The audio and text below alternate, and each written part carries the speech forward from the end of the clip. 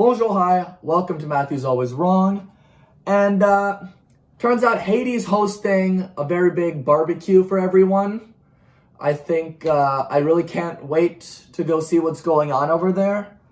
They're hosting, this huge block party for the international community, headed by, their new leader.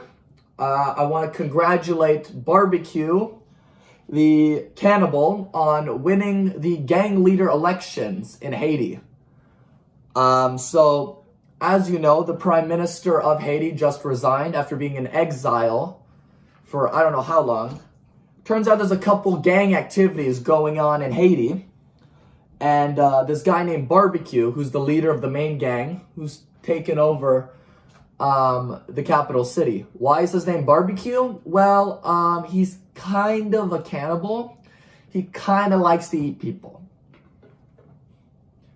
Hey, if men can dress up as women, Barbecue can eat people. That's all I'm saying. In the world right now, people have rights. And certain rights include access to food, okay? And sometimes there's not enough food to go around. Sometimes the McDonald's is closed. So what do you gotta do? Barbecue came up with this great idea to kill two birds with one stone. Haiti, there's not enough food. People are hungry. And there's too many people. So he came up with this ingenious idea. Let's just eat people. And if you don't believe me, it's on X, so it's gotta be real. There's a video that I watched of him eating a human leg. It was very interesting. It was very compelling. So this whole Haiti situation is going great. There was this, this woman who wrote this article, right? She goes, rape in Haiti was overstated. It's all fake, right? So she goes to Haiti to write about this article. Guess what happens to this liberal white woman when she's in Haiti? Take a wild guess what happened to her. Direct quote from the article that she writes afterwards. She goes, I was, brutally raped on the rooftop by these two Haitian guys. I begged them to stop, but I was fearing for my life. But overall, I'm thankful for the experience. Look this up. This is real. She goes, I'm thankful for this experience because the white man is bad. She goes, all these black Haitians, they all have this black guilt. It's all these white people. They ruined everything. So they're taking back their power by raping this woman. So overall, she said this experience was informative and she's thankful it happened. And yes, rape is overstated, okay? It's not going on. It's not that common. Back in 2018, Trump makes a bunch of statements. Trump goes, he's talking to some people about immigration policy. And he goes, Haiti's kind of a shithole. And those were like his words he used. And then all the media, all the, the people, they all go, Haiti's not a shithole. It's a beautiful country, beautiful culture, all this stuff. The most recent article from Haiti now being, there are so many dead corpses on the ground and there's no one to pick them up. So, you know what? Trump was wrong. He caused the crisis in Haiti. That's what's going on. But yeah, just gotta give, you gotta give Barbecue his props. He made it to the top. He climbed the corporate ladder. And look, he's now, he's got the benefits. Now they're running around. The capital city's safe now because you got all these gangs and they're protecting everyone. But you know who should really have been protected? The Boeing whistleblower. By the way, for all those people who are saying the Boeing whistleblower killed himself, you should kill yourself, okay? He was suicidal, all right? He was probably a piece of shit. He was probably the worst guy ever. You know what? He was probably a Nazi, okay? So he deserved to kill himself. What are you talking about? A multi-billion-dollar multinational corporation would never kill someone. What are you talking about? Who do you think they are? These are respectable people who build great planes, their doors don't open when the plane flies off. That doesn't happen with Boeing planes. Their planes are the safest, they're the most reliable, and overall, they're the best. But yeah, basically this Boeing whistleblower, this guy who worked at Boeing for 32 years as a quality engineer, he retires in 2017. Then he goes out, he goes to the New York Post or whatever. In 2019, he goes, in 2019, there was a lot of delays at Boeing, right? They were kind of behind on production. So he's saying that they pushed the engineers to ignore all the safety issues. He's saying that the oxygen masks, right, that come down, he's saying they had 25% failure rates. Guys, it's not that high. It's fine. It's not that high. But, then the FAA comes out. They're going, we found a couple minor safety violations. Boeing's kind of, sometimes their planes break down. That's just a thing that happens. Sometimes the doors fly off. It's nobody's fault. It's nobody's fault the doors fly off. Sometimes planes just plunge midair and the pilots just momentarily lose control. Sometimes it happens, right? And, the 737 MAX, which has been plagued with issues, which got, grounded for like a whole year. But no, Boeing's doing fine. Their stock is only down 27% year to date. It's fine. But yeah, this whistleblower guy, he's talking to some friends a few days before, he kills himself. And he goes, again, this is on camera. He goes, if I kill myself, I didn't do it. This is what he said. And then, he was at his hotel. Apparently he was supposed to leave, right? He says a bunch of things. He was supposed to leave that day. But then apparently some Boeing people talked him into staying for an extra day. And it just happened. It was just a coincidence that, they found him dead in his car. It was just a coincidence. They're not looking for fingerprints on the window. That's not really happening. They're not doing an investigation about that. It's not happening. But yeah, and then some guy who was working at the hotel lobby, he goes, yeah, he seemed fine. He didn't seem very sad to me. But we don't know what's going on inside. Maybe he was really troubled. Maybe he was feeling bad that he was exposing this corporation, because corporations are our friend. They're our friend. Boeing is our friend. And people, if you're saying these monstrous things about the Boeing Corporation, about how they're killing people, what are you talking about? They would never do it. The government would never do it. The American government and Boeing would never kill people. Okay? That's just not happening. You're a piece of shit for saying it's happening. Alright, but, is this an odd thing that's going on? Maybe. Maybe he pissed off a few people. Maybe, it's not a good thing to hire blind pilots. That's just, that's a joke, obviously, but when you push these DEI policies and you go, well, we don't really care about, the white people, right? We don't want skilled people. What Boeing wants, as, and all these pilots and all these engineers, they're going, we want neurodivergence, we want blacks, we want Hispanics, we want all these people, right?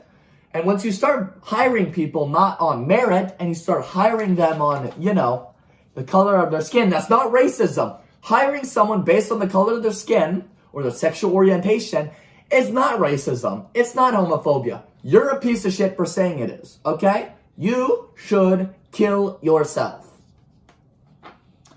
But, is it good that, a whistleblower dies? Maybe not. Maybe it's not a great thing.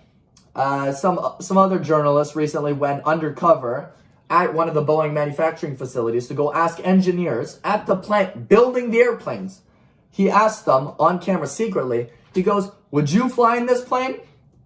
6 out of 8 of the engineers that he asked said no, they wouldn't. Is that odd? If you're working for a company, if you're building a plane that's gonna, transport thousands of people over tens of years, and you're going, I wouldn't fly in the plane, it's fine. Sometimes these things need to happen. Sometimes they need to happen. That's all I'm saying. Right now in the news, a lot of stuff is going on about TikTok being banned in the United States. People like TikTok, apparently. I don't know. Maybe I'm not with it. I totally didn't have to delete TikTok because it was too addictive. I didn't have to do that. That's not true. That's fake news. Okay? But let's go over what's actually going on. They're not banning TikTok, people. First of all, that's not what's happening. Okay? So the House of Representatives in the United States passes a bill. Okay? They're going, essentially, ByteDance, the Chinese-owned corporation that owns TikTok, either they have to sell or divest TikTok US within 165 days, or else it gets banned. All right? And this law hasn't passed into reality, right? This hasn't passed yet. It's only passed the House. It still has to pass the Senate. And if you look at current, voting patterns in the Senate right now, it seems very unclear whether this would even pass in the Senate. Right? But,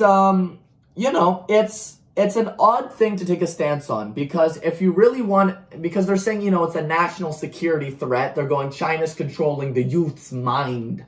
China's infiltrating. They're controlling people's mind. That's what they're saying, right? They're saying they're selling all your data to Xi Jinping, right? But now you got Trump against this. You got a bunch of people against this. Trump going on Truth Social. He's going, well, if you ban TikTok, where's everyone going to go? Where do you think everyone's going to go if you ban TikTok? Well, they might go to Meta. They might go to old Zucky boy. And Trump's going, it's worse to have Mark Zuckerberg have more power. Which, sure, true. All right? But this bill isn't necessarily just about TikTok. It seems like a very blanket term and a very targeted thing that they're telling everyone that it's only going to attack TikTok. But if you actually look inside the bill, it essentially gives the government unilateral power to ban any social media company that they deem as a national security threat. So let me just put out a little example, perhaps. You've got, people on X, people on Rumble going, hey, maybe there's some voting irregularities in the elections. Or maybe they're going, hey, this Trump guy sounds pretty good, right? And Big Joe, the big guy, Big Joe, he hears about it. He goes, you know what? I don't like this. Why aren't they like CNN and MSNBC pushing the narrative, right? So this bill would essentially allow them to ban these social media apps. Is this censorship? No, this is not censorship, okay? The US government isn't in the business of censoring people. And now, for those in Canada, if this would affect you, based on this bill alone, it would not affect anyone in Canada. However, what certain lawmakers are saying in Canada is that if it passes in the US, maybe it'll increase the appetite for also doing a similar ban or divestiture in Canada. Because in Canada, people really don't care as much. They don't seem to be as interested in, selling their data to China. Now, me personally, would I rather Mark Zuckerberg, have my data? Or would I rather have China have it? Who cares? Just give it to Hezbollah, okay? Give it to Hamas. Sell my data to Hamas instead. It's fine. My data isn't worth that much. I'm not a national security threat. But, once you have Donald Trump against, something against China, seems very odd, right? It's very odd. But, he's kind of got beef with Zuck. He's kind of got beef, because Zuckerberg banned him. He's kind of butthurt a little bit. He's a little hurt. But it's okay, because he's got his whole Truth Social thing, and he'll be fine. He'll be fine, okay? But yeah, this TikTok bill is getting people riled up. And I just want to point out, this out. In China, if you go on TikTok, you're not seeing, transvestite get ready with me in the morning videos. That's not what you're seeing. What they're seeing in China are like educational videos about science and propaganda. So, is it as much as a problem for China as it is for America? Maybe not. Maybe not. Speaking of not censoring people, Canada's trying to introduce a new hate speech law, sponsored by, as usual, our main man JT, Big G, Big J, Justin Trudeau. This is Bill C-63. Now, what would this do? Okay, well, it's here to protect people. People are getting butthurt on the internet. People are saying mean things to other people on the internet, right? So this would essentially force online platforms to monitor and remove 7 categories of harmful content. I don't have the exact 7 categories, but it's like, harming children, hate speech, whatever. First of all, what is harmful content? What does that mean? Right? It's such a vague term that could be used very selectively and will likely be used, if this passes, in a very double standardy way. Where, let's say you have, on one side, you've got, non-binary people going, you should kill yourself, you piece of shit colonizer, you white man, right? And then on the other hand, you got maybe a conservative right-winger going, maybe gay marriages isn't okay. And then they'll go, well, fuck these guys, you're banned, okay? That's essentially what it would be. And it would, again, harmful content doesn't mean anything. These don't mean things. Unlike in the United States with the First Amendment, Canada doesn't have such protections for the freedom of speech, right? So in Canada, right, when you have harmful content, hate speech is actually categorized under the law as an offense. If you attack someone, you say bad things to someone, right, and they get hurt, you could actually get reported. Now, here are the penalties with this new bill, all right? They're not that bad. Guys, I just got to point out these penalties aren't that severe. New penalties for hate speech online, up to life in prison, okay? It's not that severe. Guys, it's not that bad. Just don't say bad things against the government. Don't say bad things against, Palestinians, right? They're having enough issues going on right now.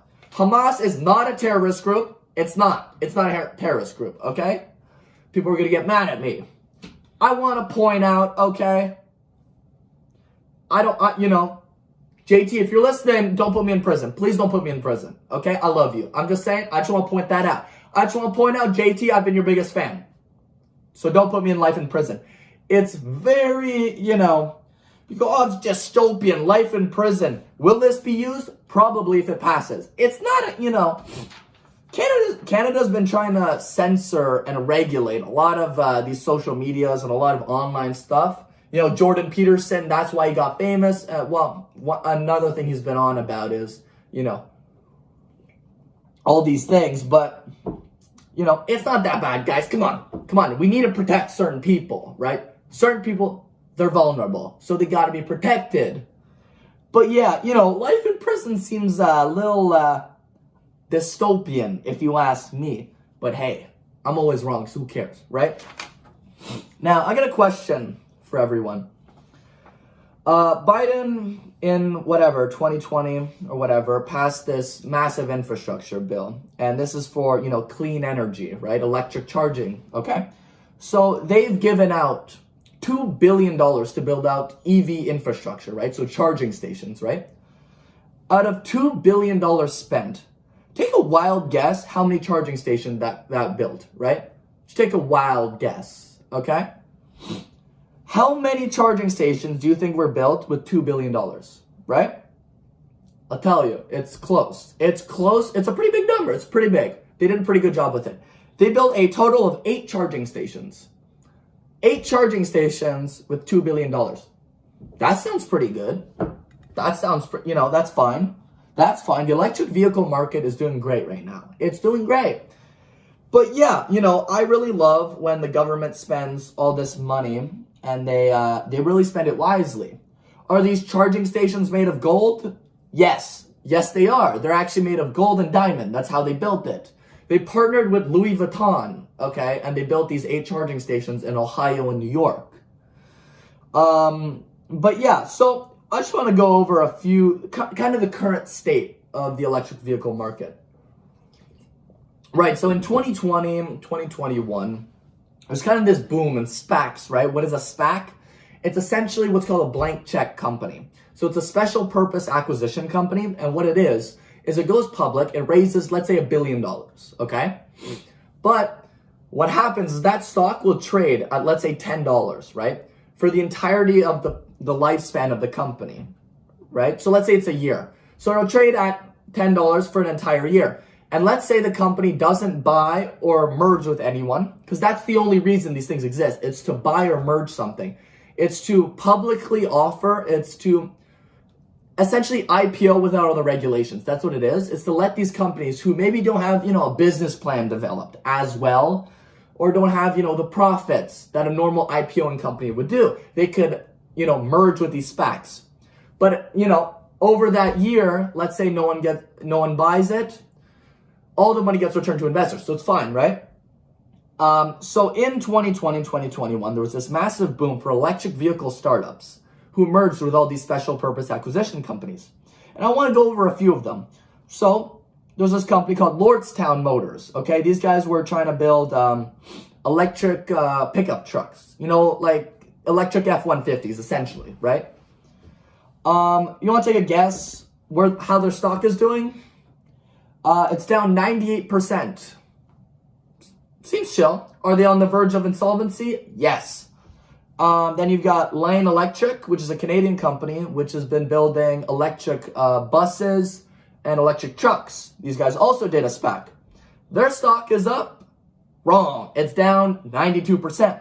Lucid Motors, down 72%. And I want to point out a few of these financials, okay? So in their latest quarter, they made $150 million in revenue, all right? How much money do you think they made in profit? Making electric cars, right, sounds, and these aren't cheap cars, okay? I'll tell you that much. These are not cheap cars. These are like $100,000 cars. Lucid Motors, $150 million in revenue last quarter, lost $670 million in profit. That's how much money they lost. And again, these cars start at $100,000, all right? There's this company called Canoe, which was basically building these, an archetype to build up, it's a platform to build up other electric vehicles on, okay? Their stock is down only 99% on, what is this now? $500,000 in revenue, okay? They lost $120 million last quarter. And finally, my last example, Fisker Automotive. Stock down 98% on $200 million in revenue. That's pretty good, $200 million in revenue last quarter. They lost $500 million. All right? But Fisker, the guy who made the company, his name's Fisker, his last name's Fisker. This guy's like a well-known designer for cars. He's designed some very nice cars at BMW, at Audi. This guy's like a known guy. This is the second time he's tried to start up an electric vehicle company. The first one went bust in like 20 whatever. So yeah, right now they have a car out called the Ocean. Marquez Brownlee, he recently reviewed it. He called it the worst car he's ever reviewed. All right. So this company was on the verge of insolvency as well, and we don't know if they're gonna pull through. My final example is Rivian. Rivian Motor. These guys actually went through an IPO. They had massive investments from Amazon and from Ford, multi-billion-dollar investments. And this is the most mature out of all these companies. Their stock is only down 92%. That's pretty good. They're on $1.3 billion in revenue. These guys got to be profitable, right? $1.3 billion in revenue? They lost $1.5 billion. So they're doing pretty good. They recently announced, new cars, new lineup. That's what I spoke about in a previous episode. Go check that out. But, they're doing chill. Tesla, who's, the benchmark for the entire electric vehicle market, has been slashing prices of all their cars because demand's kind of, it's a little softer. They're having a little bit more competition in China, right? Turns out when you've got a labor force that can build cars with like slave labor essentially, right? No, they're not slaves. Sorry, let me point that out. they're just slightly exploited, okay? There's just very cheap wages, right?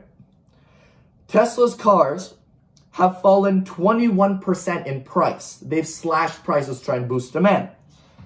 And in China right now, BYD is the largest vehicle manufacturer. It just recently surpassed Tesla in terms of volume.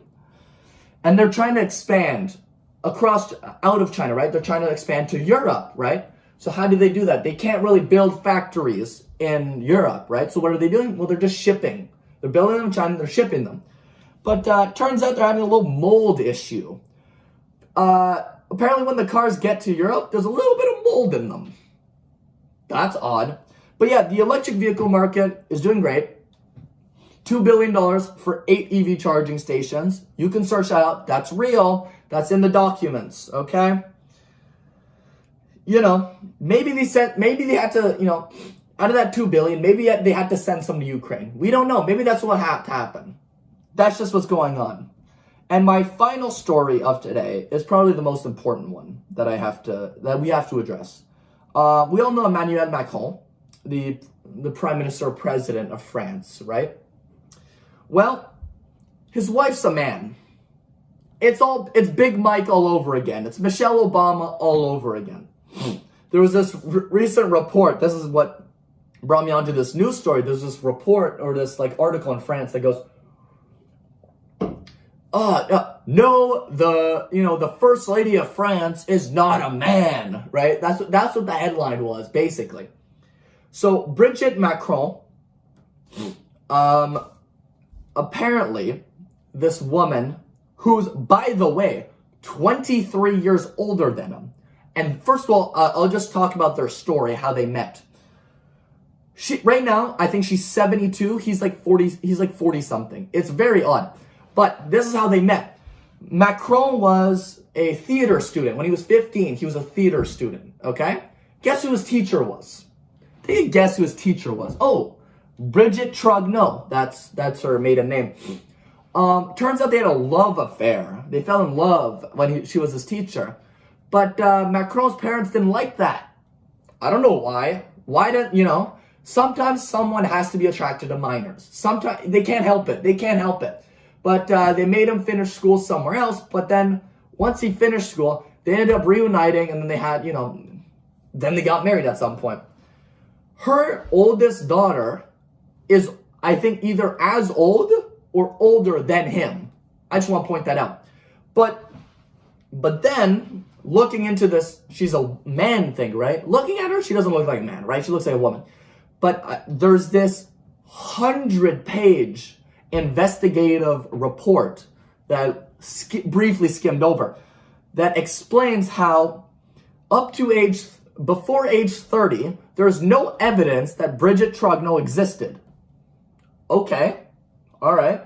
They're saying that she's not Brigitte. Her real name is Jean-Michel, okay, who fathered 4 kids. Then Jean-Michel mysteriously disappears at age 30, and out comes Brigitte Trogneau. Is that, you know? Then they point out a bunch of evidence. The weirdest thing is that, yes, there's no pictures of her when she was young. She put out 2 pictures after all these reports came out, trying to prove that, you know, she's a woman, right? The first picture was supposed to be a communion picture where she was in the communion thing, right? But everyone's looking at it, they're like, this picture looks a little recent. Turns out that picture was of her daughter. That wasn't even her. She put her, you know. The second picture was a family picture with, like, whatever, the parents and all the kids. And supposedly the mother's holding this baby girl, right? But everyone's going, hey, that, like, 10-year-old boy right next to her looks a lot like Brigitte. Then they did a side-by-side picture of the boy, Jean-Michel. And the boy's name was Jean-Michel, yeah. Next to Brigitte. They have the same nose. They have the same dimples. It's very odd. So, yes, she's a man. Confirmed. I broke it here. Confirmed. She's a man. But I find it very odd that a lot of these, you know, big politicians, their wives always seem to be men. It seems like a trend, you know. You know, you got Michelle Obama, and then you got Brigitte. Or, sorry, as I should say, Jean-Michel. It's a very funny, and this is like a known thing. This is like a pretty big story in France, and I find it pretty funny. So, you know, that was a great episode. We talked about some very important things. I think that, you know, I would never say anything bad about bullying. I just want to point that out. I would never say anything bad about Justin Trudeau. Please don't put me in prison. I would kill myself, okay? I am very suicidal. So if I die, it's because I did it. Anyways, thank you for listening, and we'll catch you next time.